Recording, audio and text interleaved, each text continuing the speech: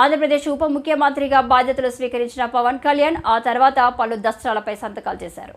ఉపాధి హామీ పథకానికి ఉద్యానవన పనులను అనుసంధానించే నిధులు మంజూరు దస్త్రంపై గిరిజన గ్రామాల్లో పంచాయతీ భవనాల నిర్మాణ దస్త్రంపై ఆయన సంతకాలు చేశారు. తన వదిన సురేఖ ఇచ్చిన ఖరీదైన పెన్నుతోనే ఉప ముఖ్యమంత్రిగా పవన్ కళ్యాణ్ సంతకాలు చేశారు. పవన్ కళ్యాణ్ కొన్ని రోజుల క్రితం హైదరాబాద్లోని చిరంజీవి ఇంటికి వచ్చినప్పుడు వదిన ఆయనకు ఖరీదైన పెన్నును బహుమతిగా ఇచ్చారు.